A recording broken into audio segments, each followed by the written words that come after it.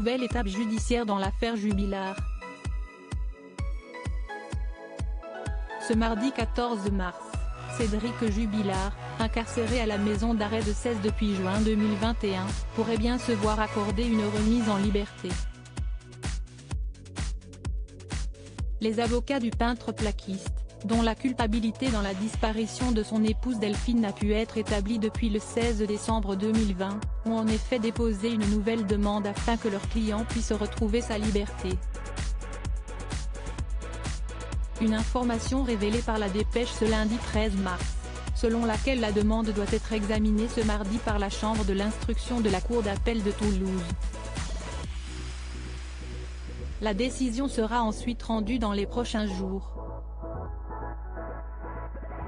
Il s'agit de la 7e demande de remise en liberté depuis que Cédric Jubillar se trouve derrière les barreaux, soupçonné d'avoir tué son épouse malgré l'absence de preuves dans ce dossier sans trace ADN, arme du crime, ni corps.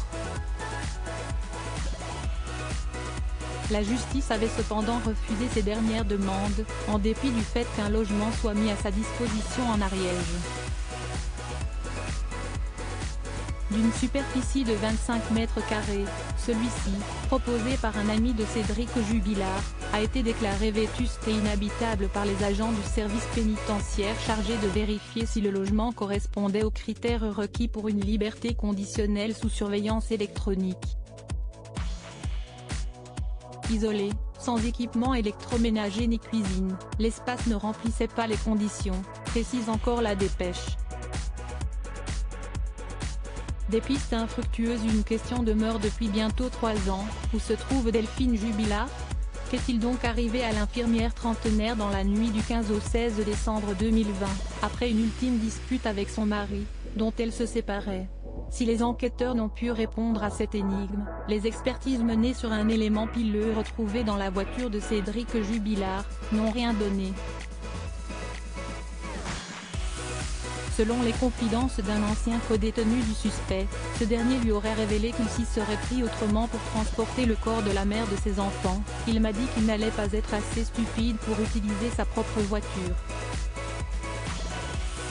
Il aurait utilisé une voiture blanche, avait notamment déclaré l'homme aux forces de l'ordre.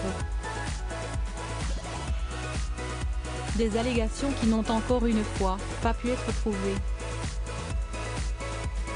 Pour rappel, Cédric Jubillar demeure présumé innocent jusqu'à l'annonce du verdict final de cette affaire judiciaire. Article écrit en collaboration avec 6 médias. Crédit photo, capture d'écran, BFM TV.